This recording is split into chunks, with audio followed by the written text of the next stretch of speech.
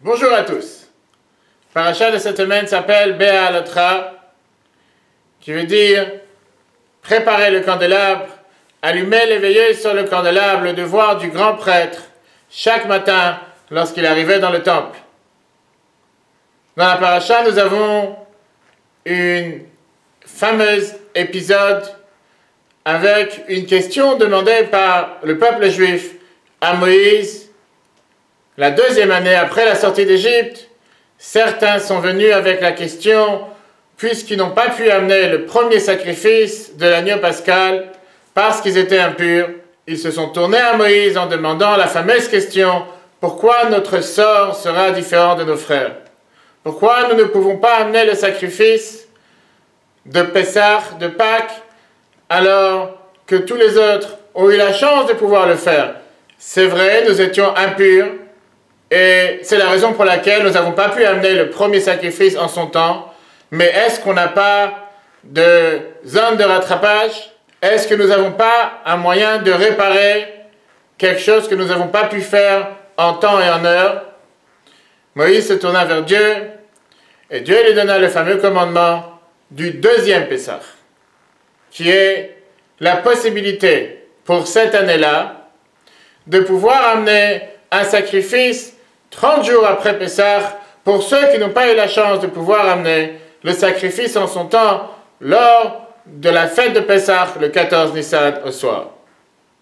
En 1984, le Rabbi de Lubavitch demande la question pertinente. Si depuis le départ, Dieu savait qu'il y avait une deuxième chance, si depuis le départ, Dieu savait comme quoi on aurait la possibilité de pouvoir réparer au cas où nous n'avons pas pu faire les choses comme il faut en son temps, pourquoi ne pas être venu directement à Moïse en lui donnant l'ordre que si jamais il y a certaines personnes du peuple juif qui ne sont pas capables ou qui n'ont pas la possibilité de pouvoir amener le sacrifice de Pessah en date et en heure, alors ils pourront éventuellement l'amener un mois plus tard.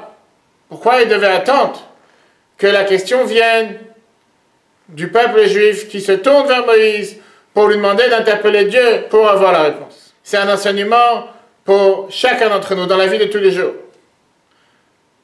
Dieu attend que nous faisons le geste de notre part.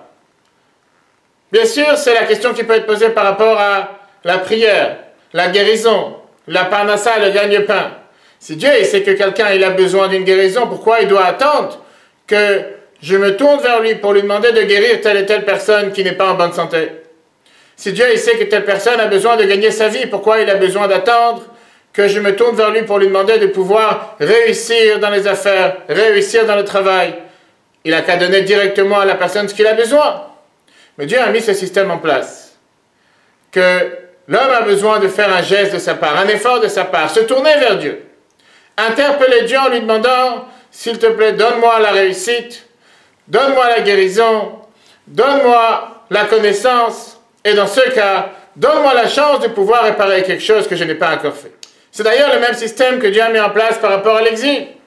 Si quelqu'un se sent tout à fait confortable en exil et il sent qu'il n'a absolument rien besoin de sortir d'exil, que tout va bien, pourquoi Dieu se fatiguera à lui amener la délivrance? Par contre, si quelqu'un se sent mal à l'aise en exil, sent qu'il y a quelque chose qui ne va pas, sent que nous sommes en mode déréglé par rapport à l'idéal dans lequel le peuple juif devrait se trouver depuis presque 2000 ans que nous sommes en exil, avec le temple sur place, avec le service des sacrifices, avec les 613 commandements, pas seulement dans les textes, mais dans la réalité, alors à nous le devoir de se tourner vers Dieu comme la Torah nous le demande, nous l'enseigne, de se tourner vers Dieu pour l'implorer, lui demander de faire disparaître cet exil une fois pour toutes. Jusqu'à quand demander à Dieu? Jusqu'à quand le peuple juif souffre?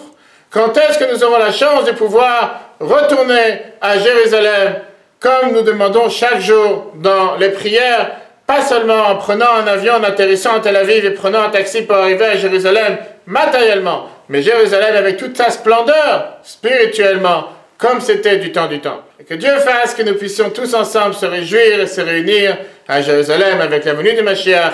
Très bonne journée à tous et à la semaine prochaine.